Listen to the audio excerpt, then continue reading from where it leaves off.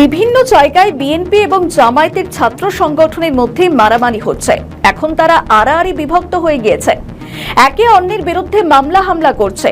আপাত দৃষ্টিতে দেখলে মনে হবে এক দল অন্য দলের বিরুদ্ধে বলে মনে হলেও আসলে এই সবই নাটক। সরকারের ব্যর্থতাকে ভুলিয়ে দিতে এসব করা হচ্ছে।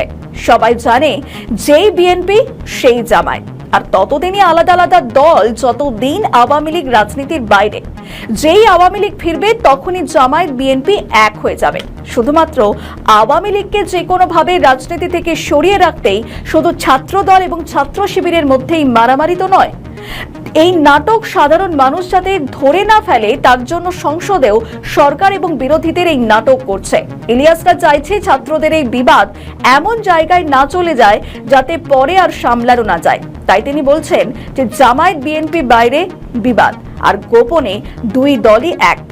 এটি দুই দলের ছাত্র নেতাদের বুঝতে হবে। আর এই নাটক যে চলছে এবং চালাতে হবে তার কারণটিও জানিয়েছে ইলিয়াস হোসেন। বিএনপির ব্যর্থতা এমন জায়গায় এসেছে যে তাদের সরকার ফেলার জন্য কোনো বিরোধী দলের প্রয়োজন নেই। সাধারণ জনগণই রাস্তায় নেমে তাদের ক্ষমতা থেকে সরিয়ে দেবে। হয়তো সেখানে জামায়াত এবং আওয়ামী লীগের কর্মীরাও থাকতে পারে, যে কারণে তারেক রহমান বাড়ির সুড়ঙ্গ বানাচ্ছেন যাতে কঠিন সময় পালাতে পারেন।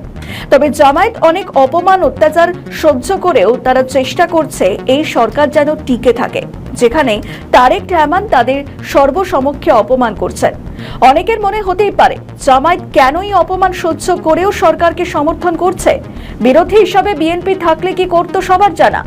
দেশের এই ভয়ঙ্কর পরিস্থিতি যেখানে সরকার বলছে কোনো কিছুর অভাব নেই, কিন্তু বাস্তবে কিছুই পাওয়া যাচ্ছে না, তাহলে কি সবকিছু চুরি হয়ে যাচ্ছে? এখন সবাই বলছে বিএনপি আন্তর্জাতিক মানের চোর এবং চাঁদাবাজ, কিন্তু জামায়াতের আমির শফিকুর রহমান বলছেন দেশের এই সমস্যা বৈশ্বিক কারণে সৃষ্টি হয়েছে।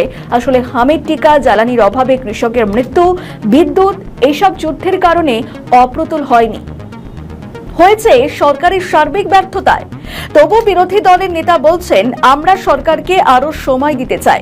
আসলে জামায়াতের ভয় হলো বেশি বিএনপির বিরোধিতা করলে আওয়ামী লীগ না চলে আসে। আসল ঘটনা হলো আওয়ামী লীগকে আটকে রাখা।